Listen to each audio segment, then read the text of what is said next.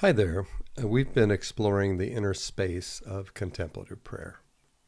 And we've been following along, uh, to some degree influenced by the model and the metaphor provided by Teresa of Avila in her book, The Interior Castle, which she wrote, I think, kind of under duress. At least she claims that in the book, being asked to write about the spiritual life as she sees it. And it's a masterwork, really, of understanding. And in this model, in this metaphor, everything that occurs within this beautiful structure.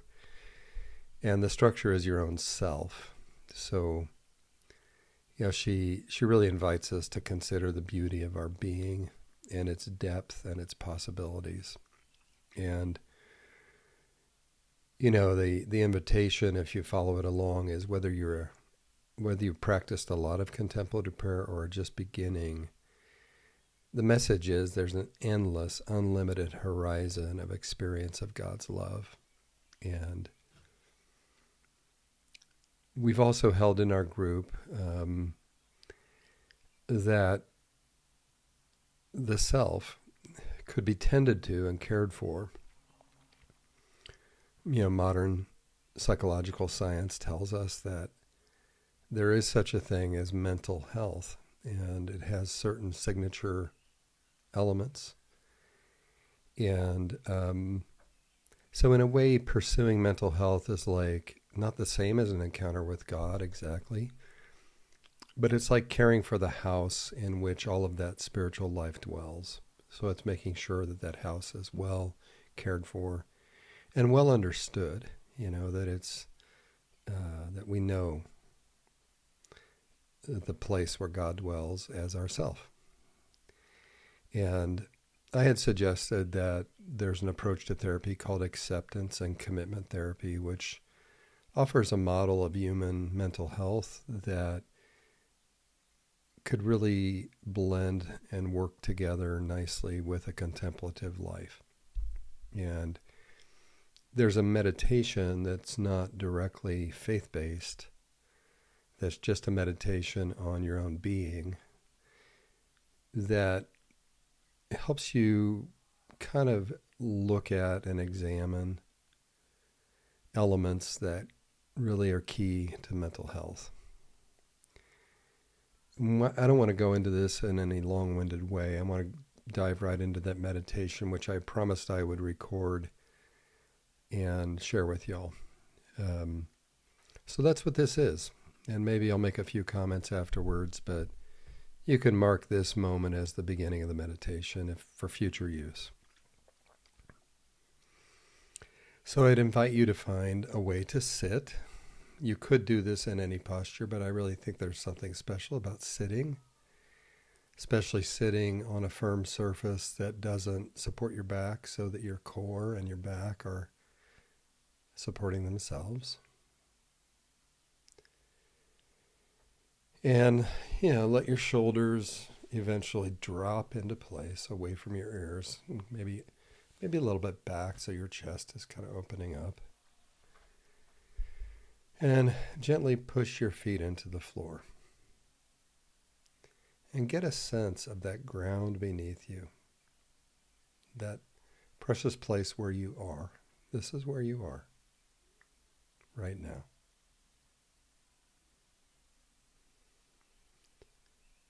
And you can either kind of softly fix your eyes on a spot, or you can close them, or you can look downward, whatever feels right for you. And now just take a moment to notice how you're sitting.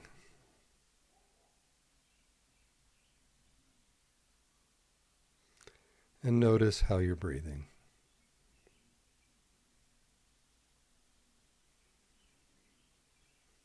Notice what you can see.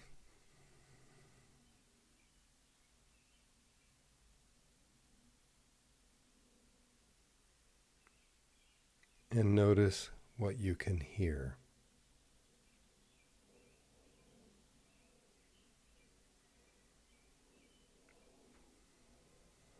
Notice what you can feel against your skin.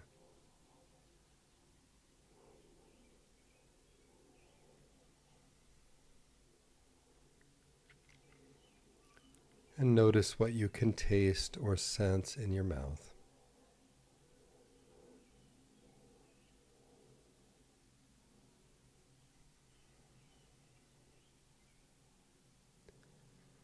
Notice what you can smell or sense in your nostrils as you breathe.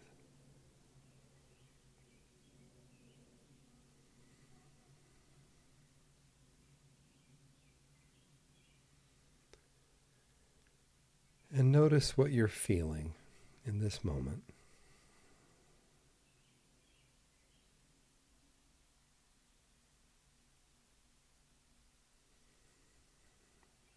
And notice what you're thinking.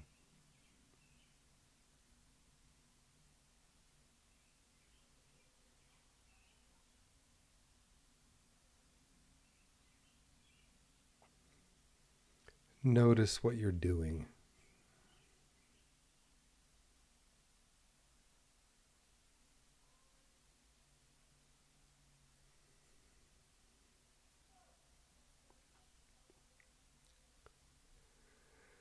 So there's a part of you in there that can notice where you are, can notice everything that you see and hear, touch, smell, taste. It can notice all of your feelings. It can notice your thoughts.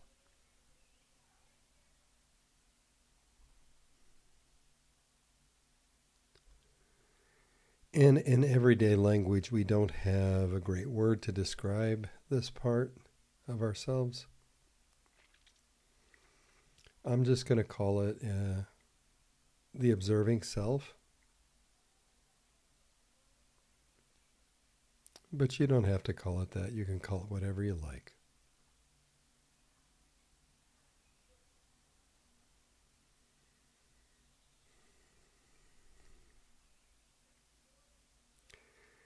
And life is like a stage show to this observing self. On that stage are all your thoughts and your feelings. Everything that you can see, hear, touch, smell, taste. Everything that you do. And the observing self is the part of you that can step back and watch all of this unfold.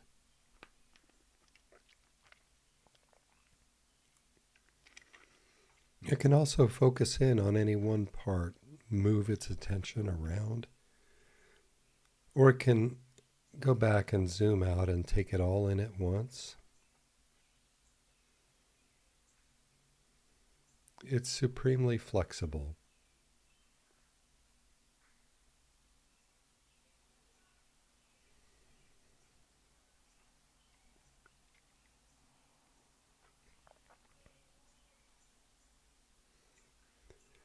Now, take a moment to reflect on why you're sitting here doing this meditation, why you're attending to this at all. There is something about your life that you want to enhance, improve, repair, something that you really want for yourself. And this is important to you deep in your heart, and this is what brings you here to this moment.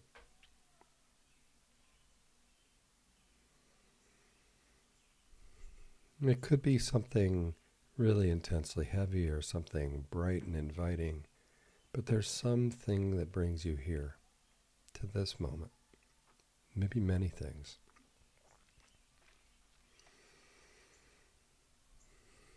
So just do a search deep inside, really exploring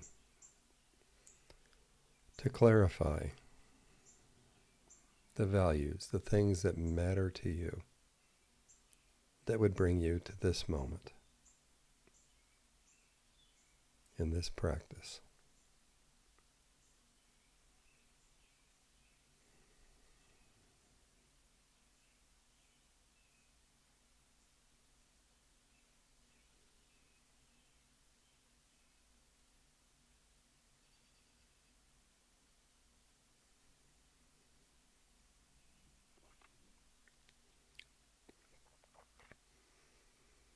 And now take a moment to track and reflect on how you got here into this moment of practice. You didn't get here by magic, it was by choice. You took a committed action. You're taking committed action. So you had to organize, set aside this time, and there's many other things you could be doing. And it might even be hard to get here or difficult. There may have been things that challenged you to take a little time for yourself. And yet here you are.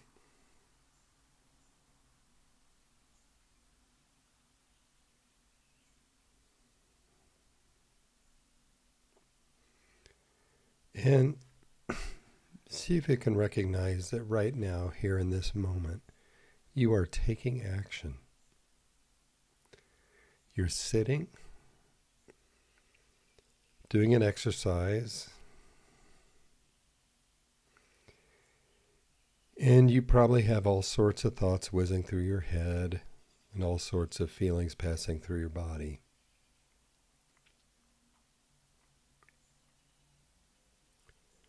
And there are all sorts of other things that you could be doing. So consider that you're doing this, taking action, because of the things that matter to you, connected to this.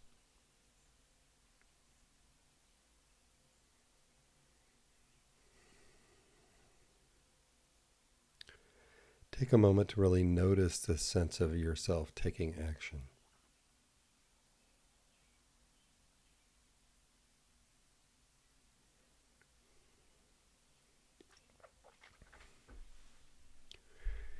And now, for the next few breaths, I'd like you to focus on emptying out your lungs, pushing all the air out of them until there's no more left. And then when that effort is complete, let go and let your lungs fill themselves all by themselves.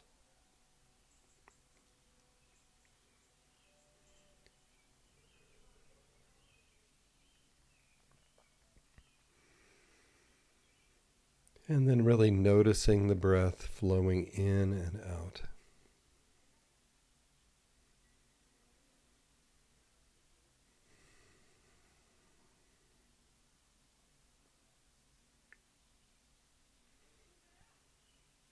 Observe the breath like you're a curious scientist who just discovered it.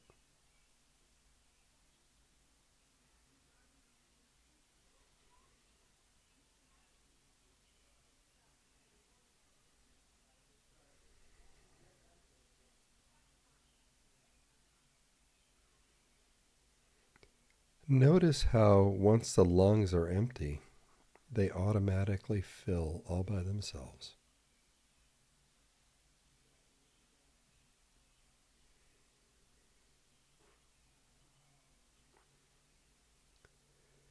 You can use your will to take a deep breath if you want to, but notice how there's really no need.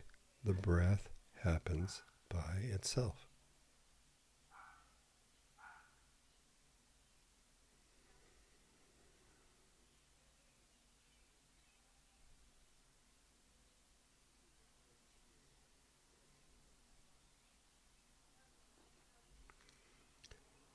And then I want to invite you to undertake a challenge, and for the next couple of minutes to keep your attention on your breath, observing it as it flows in and out.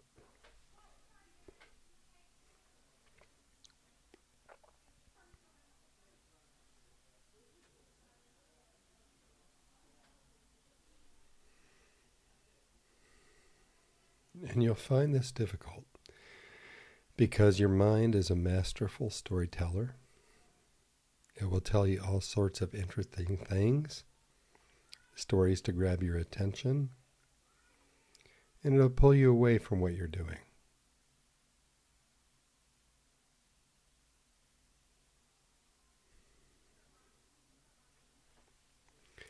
And see if you can let those thoughts, those inviting thoughts, come and go as if there are cars passing by outside. And keep your attention on the breath.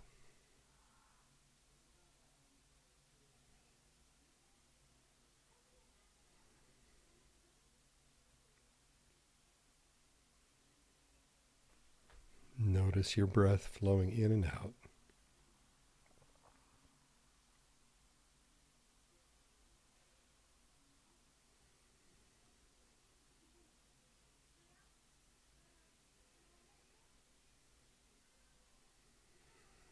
Notice your abdomen rising and falling with the breath.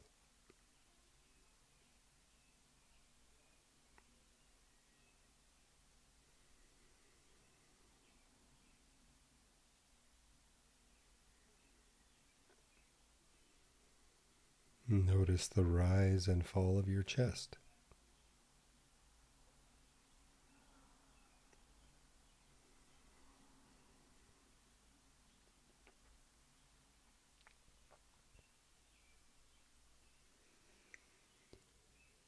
And if it wants to, just let your mind chatter away like it's a radio playing in the background. Don't try to turn that radio off. It's impossible. Not even Zen masters can do that. Just let it play in the background and keep your attention on your breath.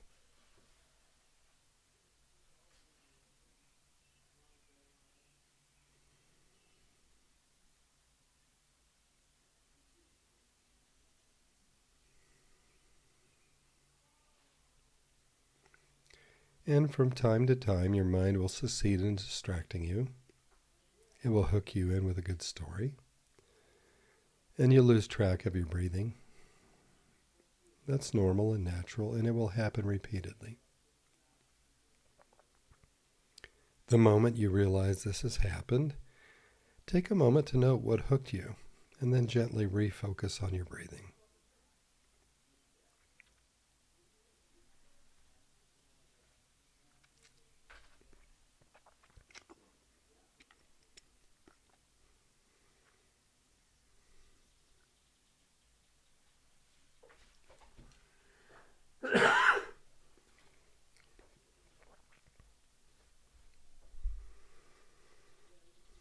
And as this exercise continues, just stay with it. The feelings and sensations in your body will change. There may be pleasant feelings showing up, like relaxation, calm, peacefulness. And there may be unpleasant ones, such as boredom, frustration, anxiety, itchiness, backache. See if it's possible to allow yourself to let those feelings be exactly as they are in each moment.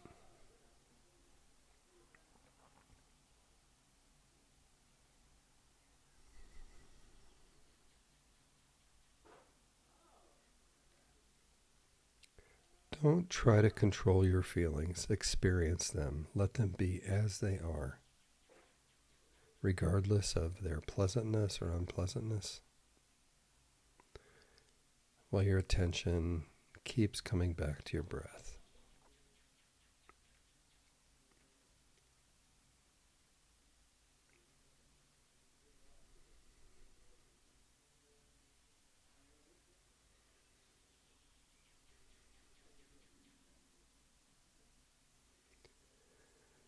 Over and over, you're likely to drift into your thoughts. As soon as you realize it, acknowledge it, and refocus on your breath without giving yourself a hard time about it.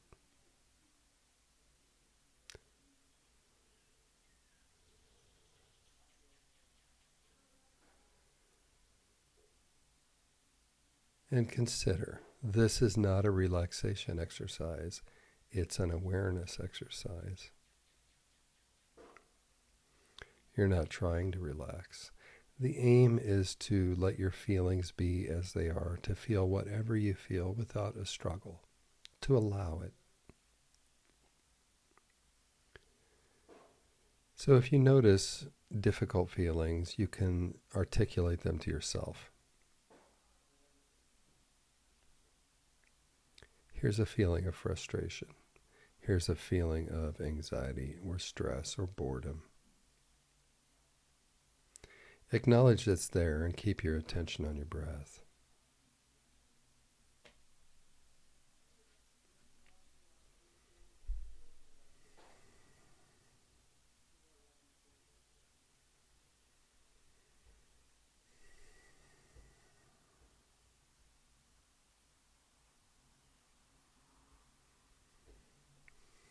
So all of life is like unfolding on a stage.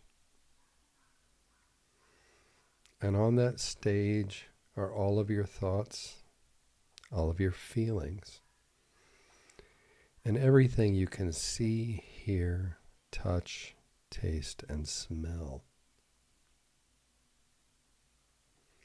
Everything that you do. And in this exercise, you dim the lights on the stage and you focused a gentle spotlight on your breathing. You tried to keep it there. But now it's time to bring up the rest of the lights. So this breathing is happening inside a body. So now bring up the lights on your body. Maybe sit up a little bit in your chair and notice your arms and legs, head, neck, chest, abdomen.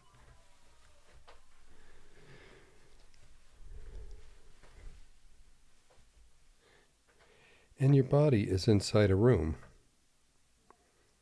So open your eyes. Bring up the lights in the room around you. Let yourself see, look and see as if you're seeing for the first time. Notice the senses that come to you in this space.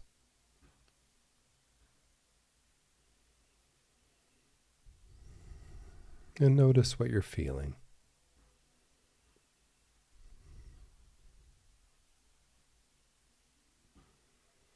Notice the presence of thoughts.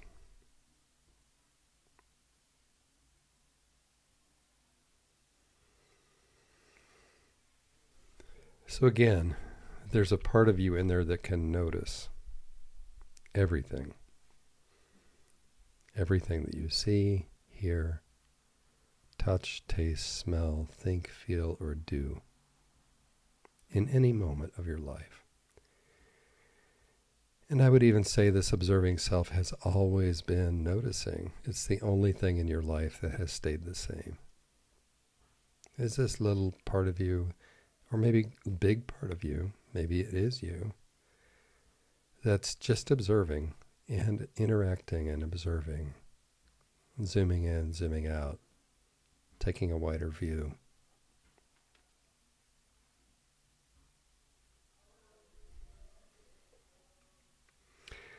And that basically is the end of this meditation, this exercise. So maybe take a good stretch or do whatever you want to do. And then I'd like to just talk briefly about it. I know that's kind of long. The thing I would like to say is that we get to be ourselves in this world. And that includes, a non-judgmental observing of ourselves that creates a safety that belongs to us, kind of a sanctuary of self where judgments don't penetrate and don't get executed against us.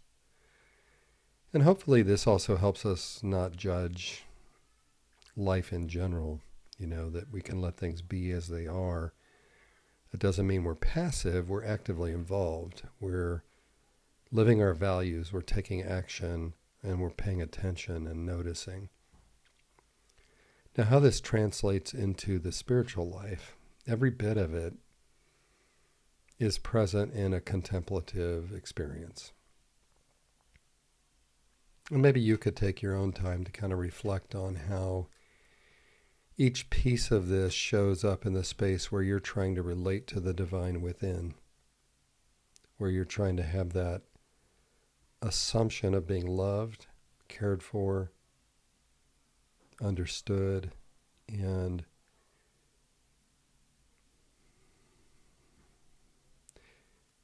that you are being observed in the same way that we observe self. So, Paul says in Corinthians 13, 1 Corinthians 13, about, love eventually will allow us to be known, to know even as we are known. So it's very possible that this observing self is the place where the divine can manifest, that we could come to know life as it's known by God from the inside out. So I appreciate you taking the time, if you did. It's kind of a long stretch. I look forward to seeing you on the second and fourth Sunday at St. Francis between the Masses. And I also apologize it took me so long to get this out. Thanks, and we'll see you soon. Bye.